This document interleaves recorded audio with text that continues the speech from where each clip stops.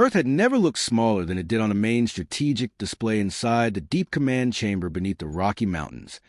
where a curved wall showed the planet wrapped in layers of hostile symbols that marked enemy fleets from more than a dozen alien powers, each one believing they had arrived to witness the final moments of a weak and divided species. And Admiral Daniel Harper stood with his hands behind his back, his gray hair cropped short, his expression calm in a way that unsettled even his own staff, because every report confirmed the same grim fact that the galaxy had finally united not in peace, but in conquest, surrounding Earth with enough firepower to crack continents. And yet Harper did not look like a man preparing for extinction. He looked like a man waiting for a signal. For 3 centuries, humanity had expanded quietly, trading when allowed, retreating when threatened, accepting insults in the chambers of the Galactic Council, where alien delegates openly called humans fragile, short-lived, emotionally unstable, and unfit for command beyond their own small systems. And those insults had become policy when the Council voted to restrict human military development. A vote passed easily because no one believed humans could resist if the rules were enforced with force. The surrounding fleets believed the same thing now, as their commanders sent arrogant broadcast messages demanding unconditional surrender, promising mercy that sounded more like ownership, while cameras across the world captured images of alien warships blotting out stars and casting shadows across oceans, causing panic in some cities and silence in others where people simply looked up and waited. President Laura Mitchell stood beside Harper, her face tired from days without sleep, her voice steady when she asked if the enemy formations were holding position, and when Harper said they were tightening the ring, she nodded as if confirming a detail in a plan already accepted. Across the system, alien admirals compared notes and joked about how long it would take before humans begged for terms, some arguing hours, others days, none imagining resistance worth mentioning, because every battle record showed humans avoiding direct confrontation, relying on diplomacy, concessions, and limited defensive actions that looked like fear rather than restraint. What the galaxy never understood was that humans had learned early that survival did not always mean showing strength. Sometimes it meant hiding it. Sometimes it meant letting enemies believe a lie long enough to build something unstoppable beneath it. Deep in classified shipyards beyond map space, human engineers had worked without alien oversight, driven by a doctrine older than spaceflight itself. Prepare for the war you hope never comes. And now that war had arrived exactly as predicted, with enemies overconfident, coordinated, and blind. In the command chamber, a young analyst named Kevin Brooks reported that the outer sensor nets were being jammed, and Harper allowed himself a thin smile, because that jamming meant the enemy was preparing to strike, and that meant the final phase could begin. Across the planet, hidden facilities came online, power draws spiking in patterns that no alien sensor had ever been allowed to observe, because the treaties banned humans from possessing such systems, treaties that were now irrelevant. In orbit, the enemy fleets began to move inward, their commanders eager to deliver the first blow, unaware that every kilometer they closed reduced their own margin for survival. On the Council flagship hovering beyond lunar distance, High Marshal Kreth of the Varn Dominion listened to reports with growing satisfaction, his species tall and scaled, his voice cold as he ordered the final ultimatum transmitted, giving Earth 1 hour to surrender all military assets and submit to occupation, a gesture he considered generous. The message reached Earth instantly, and President Mitchell listened without comment, then looked at Harper and said it was time, and Harper nodded, turning to a console that had never been activated before, its surface blank until his biometric confirmation caused it to light with systems that technically did not exist. At that moment, throughout the solar system, human assets long dismissed as research platforms, civilian transports, and decommissioned stations began to shift configuration, hull plates sliding, drives warming, weapons unfolding from structures that aliens had cataloged as harmless,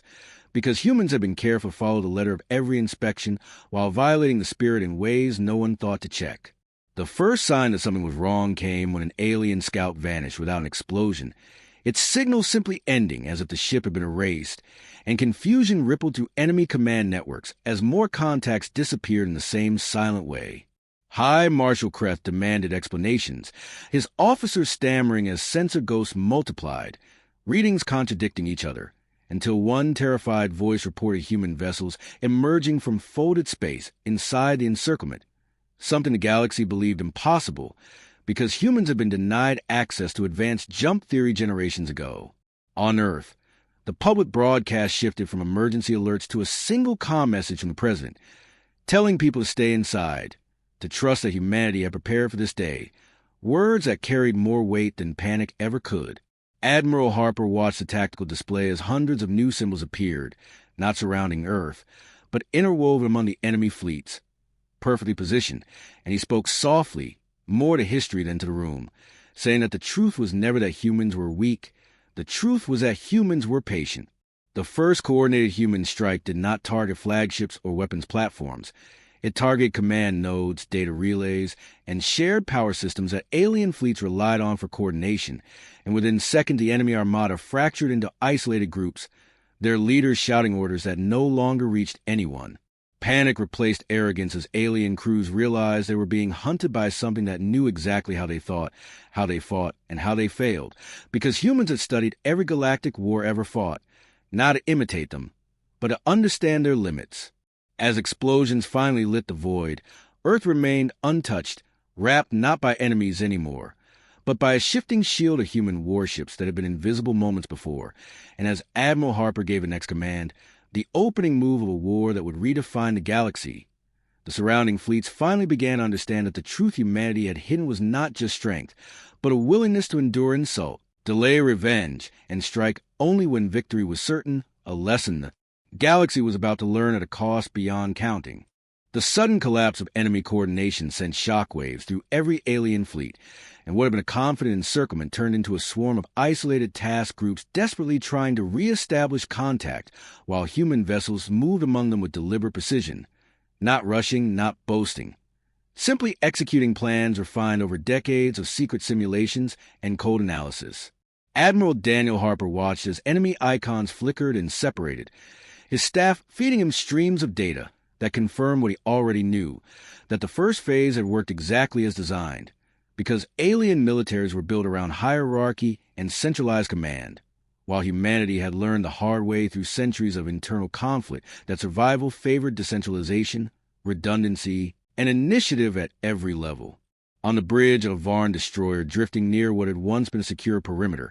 Commander Threx felt something close to fear for the first time in his long career as he listened to his communications officer report nothing but static where fleet command should have been, and when Threx ordered weapons to full power, the response lagged, systems refusing to synchronize as if the ship itself no longer trusted its orders. Around him, his crew hissed and shifted, their confidence eroding as human ships appeared on their displays without warning,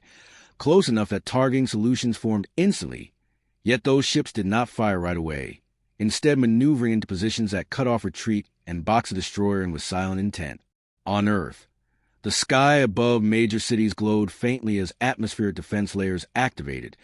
not because they were needed yet, but because humanity refused to leave anything to chance, and civilians watching from windows and screens felt a strange shift from dread to something steadier, a realization that the people in charge had not been improvising, they had been waiting. President Laura Mitchell remained in the command chamber, listening as diplomatic channels lit up with frantic messages from minor alien powers who suddenly wanted to negotiate, to explain that they had only followed the Council's lead, that they had not intended genocide or occupation, and Mitchell instructed her aides to record everything but respond to nothing, because humanity had learned that words spoken in panic often revealed more truth than those delivered from a position of strength. In orbit, human captains like Samuel Ortiz and Rebecca Nolan coordinated their squadrons with brief, efficient exchanges, each ship operating semi-independently, sharing data bursts that updated targeting priorities and threat assessments in real time, a web of cooperation that did not depend on any single node, making it impossible for the enemy to cripple a whole by striking one part. The alien fleets tried to adapt, some commanders ordering aggressive charges toward Earth, believing that overwhelming force could still break through, others pulling back to regroup, but every move was anticipated, because humanity had not just studied alien technology, it had studied alien psychology, understanding how pride, fear, and doctrine shaped decisions under pressure. When the first major engagement erupted near lunar orbit, it was not the chaotic clash the galaxy was used to seeing, but a series of precise, devastating exchanges where human ships disabled enemy weapons and drives with minimal fire, leaving hulks drifting powerless. Their crews alive but trapped, forced to confront the reality that they were no longer hunters. High Marshal Kreth watched the unfolding disaster from the Council flagship, his earlier satisfaction replaced by cold disbelief as report after report confirmed losses he could not explain. And when one of his advisors suggested retreat, Kreth silenced it with a glare, insisting that humans could not possibly sustain such operations, that this had to be a limited reserve, a final bluff. That belief shattered when long-range sensors detected additional human fleets emerging from beyond the heliopause, not rushing toward Earth, but fanning outward, cutting off escape routes and supply lines, turning the battlefield inside out, so that the encircling armada found itself surrounded instead. On Earth, Admiral Harper authorized the release of historical records long kept classified, allowing selected alien observers to see fragments of humanity's past wars, not as a threat, but as context, showing a species that had nearly destroyed itself multiple times and survived by learning restraint, adaptation, and the cost of underestimating an enemy. And those observers began to understand that what they were facing was not an aggressive upstart, but a civilization forged by repeated brushes with extinction. As the second phase of operations unfolded, human forces began capturing intact alien vessels, boarding them with disciplined teams that treated surrendered crews with strict professionalism, neither cruelty nor mercy beyond what the laws of war required, sending a message that this was not revenge-fueled chaos. This was enforcement. Across the galaxy, news of the battle spread faster than any official transmission, merchants, governors, and military planners watching in stunned silence as the myth of human weakness collapsed in real time, replaced by a far more unsettling truth, that humanity had chosen this moment, this configuration of enemies, to reveal itself fully, and that meant the war was not just about Earth's survival anymore. It was about redefining the balance of power for every species watching from the stars. As the conflict expanded beyond Earth's immediate vicinity, the galaxy began to feel the consequences of decisions made in arrogance. Because human fleets did not pause after stabilizing their home system, they advanced with a measured pace that signaled intent rather than desperation, pushing outward to secure key hyperspace junctions that alien strategists had always assumed were untouchable. Admiral Daniel Harper authorized the third operational layer, a move that shifted human forces from defensive dominance to strategic control, and across multiple star systems human task groups emerged near relay hubs, shipyards, and logistics depots that fed the invading armadas, not to obliterate them indiscriminately, but to dismantle the infrastructure that made large-scale conquest possible. On the bridge of the Council flagship, High Marshal Kreth felt the weight of centuries of doctrine collapse as reports showed supply convoys vanishing, fuel reserves dropping, and entire fleets requesting emergency withdrawal because they could no longer maintain combat readiness. And for the first time in his long service, Kreth realized that the humans were not fighting for spectacle or intimidation. They were fighting to end the war decisively. In one contested system, Captain Samuel Ortiz coordinated a multi-species evacuation after disabling an alien battle group that had been guarding a populated world. His orders clear that civilian harm was unacceptable, a choice that confused alien survivors who had expected annihilation and instead found themselves escorted away from a battlefield they no longer controlled. This restraint spread unease among alien commanders, because it removed the moral clarity they relied on to justify escalation, replacing it with a narrative where humans appeared not as monsters, but as judges, deciding who would be punished and who would be spared. On Earth, President Laura Mitchell addressed the public again, her message broadcast not just to humanity, but to every listening post in known space, stating plainly that Earth sought no empire, no tribute, only the guarantee that no species would ever again surround their world with the intent to conquer, words that sounded simple but carried the implicit threat of what would follow if ignored. In alien capitals far from the fighting, political leaders argued fiercely, some demanding immediate surrender to human terms, others insisting on continued resistance out of pride or fear of internal revolt. And those debates played out under the shadow of human fleets methodically advancing, never rushed, never reckless. Aboard a damaged Varn cruiser captured intact, Commander Threx sat in a containment chamber, treated for injuries by human medics who spoke to him calmly, professionally, and when he asked why they were helping him after destroying his fleet, the answer he received was that survival created obligations, and obligations mattered more than hatred, a concept that unsettled him more than cruelty ever could. As more alien crews were taken prisoner and treated with the same disciplined fairness, rumors spread that humans fought not to exterminate but to enforce a boundary, and that rumor began to fracture alliances faster than any weapon. High Marshal Kreth attempted one final gambit, ordering a concentrated strike against a human forward command group in belief that decapitation could still turn the tide, but the attack was anticipated, absorbed by layered defenses, and countered with precision strike that disabled the Council flagship's engines without destroying it, leaving Kreth alive to witness the symbolic end of the authority he represented. When human boarding teams arrived on the flagship, they did not raise banners or make speeches. They simply took control, secured weapons, and transmitted a message across every open channel that the siege of Earth had failed, and that further aggression would be met with complete strategic neutralization. Across the galaxy, that message carried clarity no council resolution ever had, and as fleets began to withdraw, surrender, or stand down entirely, the truth humanity had revealed became undeniable. That patience had not been weakness, that restraint had not been fear, and that the species once dismissed as insignificant had redefined the meaning of power by choosing when and how to use it, leaving the rest of the galaxy to reckon with a new reality that would shape every future decision. Among the stars, with the Council flagship secured and its engine silent, the momentum of the war shifted from chaotic retreat to uneasy stillness, and that silence spread outward as alien fleets across multiple sectors waited for instructions that never came, because the authority they trusted no longer existed in any practical sense. Admiral Daniel Harper understood that this moment was as dangerous as any battle, because fear without direction could still lead to catastrophe, so he authorized control communications to all enemy formations, offering clear terms that were deliberately simple: stand down, power down heavy weapons, and hold position, and no further action would be taken against them. Many alien commanders hesitated, suspicious of any offer from a species they had underestimated so completely.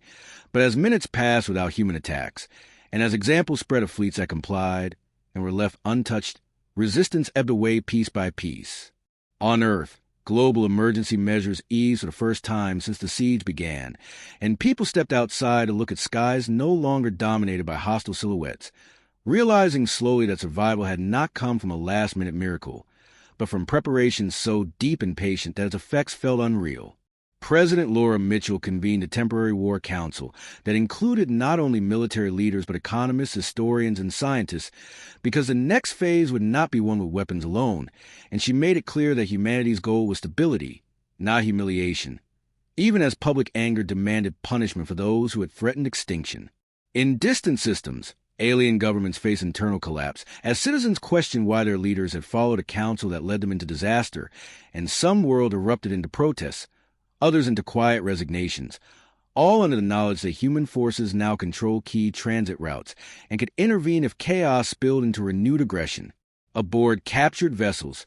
human officers like Rebecca Nolan conducted interviews with alien captains, gathering not just intelligence but perspective,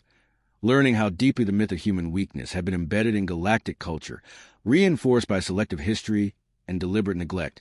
And those conversations confirmed what human analysts had long suspected, that the Council's power rested less on unity and more on shared contempt for perceived inferiors. High Marshal Kreth, now confined under guard yet treated with formal respect, was brought before secure tribunal broadcast to select alien observers, not for spectacle, but to document accountability.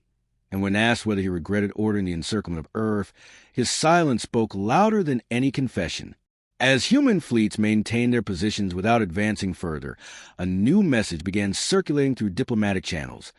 This one not an ultimatum but an invitation, calling for a neutral assembly to replace the Council, where no species would be barred from military development or collective defense based on prejudice. A proposal that terrified old powers while giving hope to dozens of minor civilizations that had lived under quiet coercion for generations. Admiral Harper reviewed projections showing that humanity could, if it chose, dismantle the remaining hostile fleets within weeks. Yet he argued strongly against it, insisting that dominance gained through restraint would last longer than dominance enforced through destruction,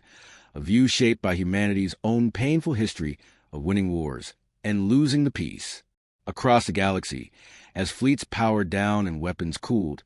the truth continued to settle in that humanity had not revealed a single superweapon or secret trick, but something far more destabilizing, a strategic culture built on patience, cooperation, and the willingness to wait decades for the right moment. And that realization forced every surviving power to reconsider not just how they would deal with humans, but how they would deal with each other in a galaxy where the old assumptions had finally, irrevocably died. The days that followed felt unreal to many across the galaxy, because war had ended not with final explosion, but with a collective pause. And in that pause, old systems of power began to unravel quietly, while humanity held its position with calm persistence. Admiral Daniel Harper remained at his post, not issuing dramatic orders, but overseeing a vast stabilization effort that reached far beyond Earth, coordinating patrols to prevent rogue actions, dispatching humanitarian ships to systems destabilized by the sudden collapse of Council authority, and making it clear through consistent action that human control of key routes was not a threat unless challenged. President Laura Mitchell authorized the first joint relief convoys, carrying food, medical supplies, and reconstruction teams to worlds whose fleets had been destroyed or disabled during the opening clashes, a move that confused and unsettled alien populations who had been taught to see humans as either weak or dangerous, never responsible. In one such system, Captain Samuel Ortiz personally negotiated access with local leaders who initially feared occupation, and when human ships departed after delivering aid without demanding tribute or concessions, word spread rapidly that humanity's intentions did not match any known imperial pattern. Across diplomatic channels, requests poured in from minor species asking for protection agreements, trade normalization, or simply recognition as equals, and Mitchell insisted each request be evaluated slowly,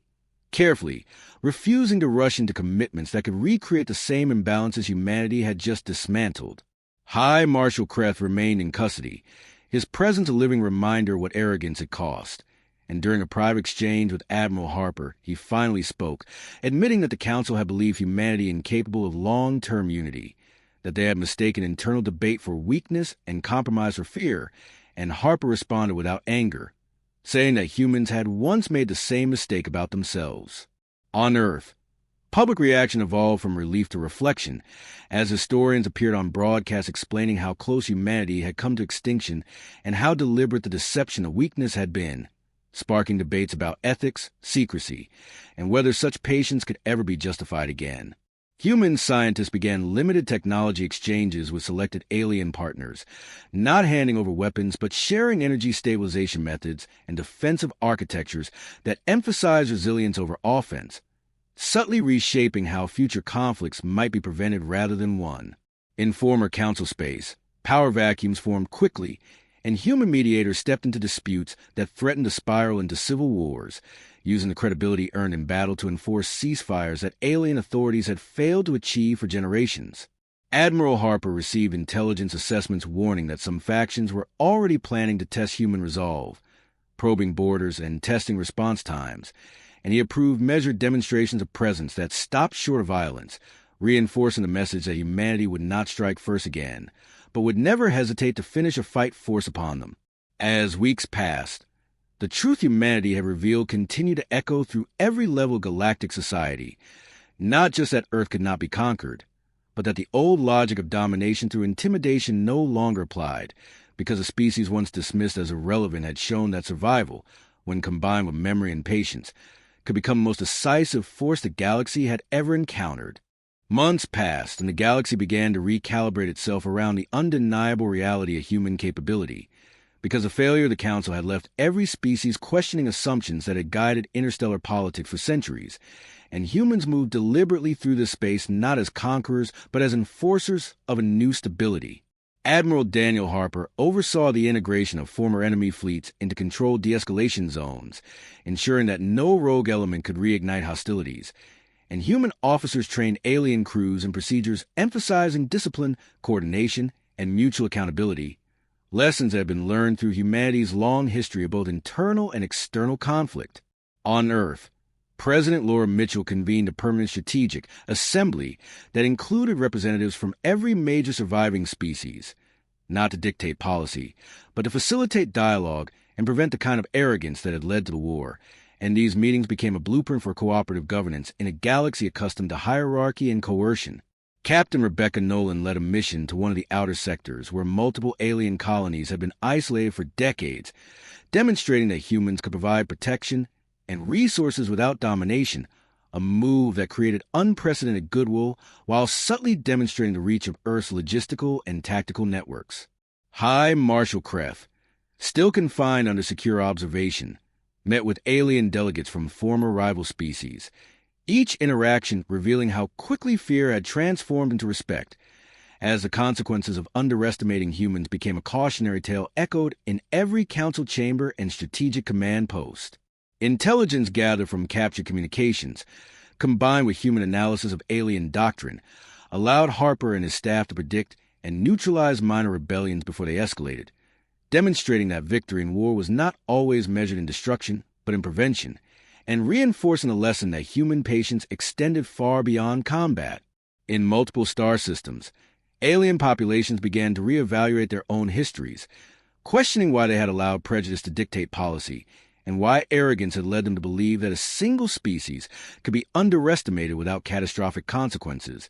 And these cultural shifts spread faster than any diplomatic mission could have hoped to achieve. Human scientists and engineers began collaborations with alien peers under strict ethical oversight, exchanging knowledge in energy management, defensive systems, and interstellar logistics, not to dominate, but to ensure that no species again fell prey to the same hubris that had nearly annihilated humanity. And these partnerships began forming networks of interdependence that strengthened stability while subtly reinforcing human influence. On Earth,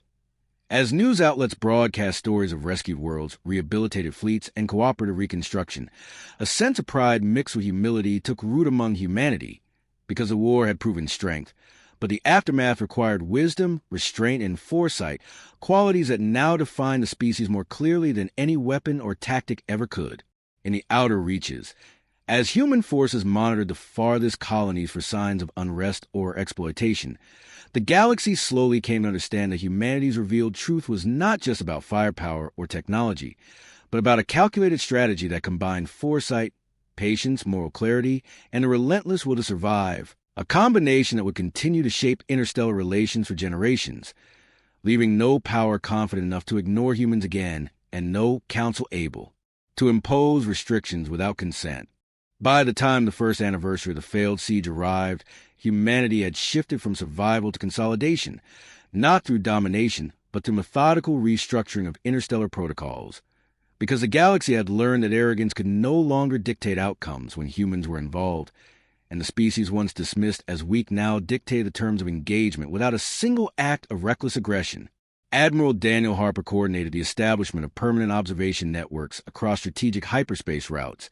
using a combination of human and allied alien crews to monitor movement,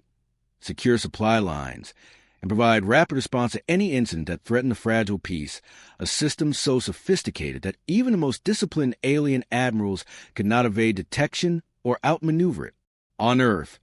President Laura Mitchell oversaw a new interspecies council that replaced the old council's authority entirely, one designed not to concentrate power, but to enforce transparency, accountability, and the principle that no species could act with impunity. And the sessions were broadcast selectively across participating worlds to demonstrate that authority derived from respect, not fear. Captain Rebecca Nolan led multiple missions to previously hostile worlds, negotiating treaties, opening trade, and deploying defensive infrastructure to ensure that no planet would again face annihilation without warning, while showing that human influence could be a stabilizing, not oppressive force, reshaping the galaxy's perception of human intent. High Marshal Kreth, once feared across systems, now served as a case study in military failure, his orders and decisions analyzed in strategic academies to show how misjudging an opponent, underestimating patience, and relying on pride could result in catastrophic defeat, and his own species began teaching officers to think beyond traditional hierarchical assumptions, incorporating lessons learned from humans. Across countless star systems, alien leaders worked quietly to rebuild fleets and infrastructure, but all plans were tempered by the awareness that humanity's observational and strategic capabilities made secret aggression nearly impossible, and even minor incursions were met with rapid, coordinated human responses that avoided destruction but enforced compliance. Scientists like Dr. Emily Vargas and Dr. Malik Hassan collaborated with alien engineers to integrate human defense technologies with local systems, creating networks capable of self-maintenance energy optimization, and defensive autonomy, demonstrating that human ingenuity extended beyond combat into logistics, resource management, and long-term sustainability. And every project furthered the galaxy's dependence on human expertise. In education and culture, humans began sharing lessons from the war, not to boast, but to instill caution, patience, and foresight, emphasizing that the victory had been achieved not through luck or superior numbers, but through disciplined preparation, ethical restraint, and strategic patience. And the story spread from colonies to core worlds, reshaping the narrative of human civilization. Even as minor factions attempted to test boundaries, probing human-controlled sectors with small skirmishes or espionage, they found themselves confronted not by overwhelming force, but by human ingenuity in observation, prediction, and rapid countermeasures. And those encounters further reinforced a lesson that the species once dismissed as weak had mastered the subtle balance between power and restraint. By the end of the year, the galaxy no longer spoke of Earth as a minor system to be contained or bullied.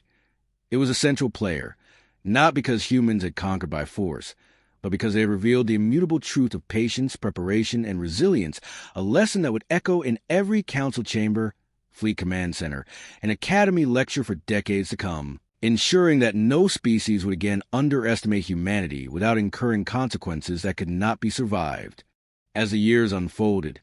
humanity's influence solidified across the galaxy not through conquest, but through consistent demonstration of competence, reliability, and moral authority, and every species that had once mocked or ignored Earth began to acknowledge that the true measure of power was not just in weapons or fleets, but in the ability to plan, endure, and act with precision when the moment demanded, a principle humans had mastered over centuries of survival against both nature and themselves. Admiral Daniel Harper continued to oversee the sprawling human-led stabilization network, now encompassing thousands of worlds, each monitored and supported with a combination of human and allied personnel,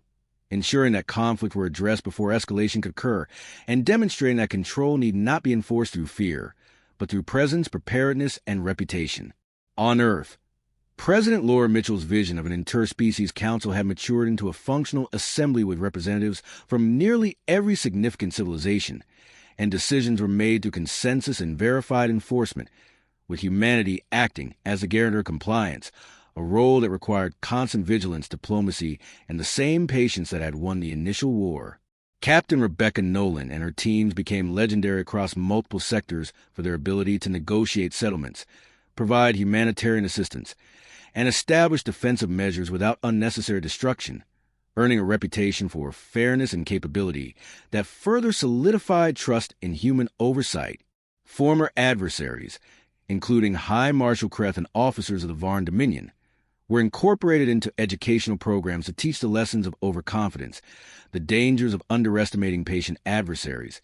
and the importance of decentralized command, and the recordings of their testimony spread across fleets and academies,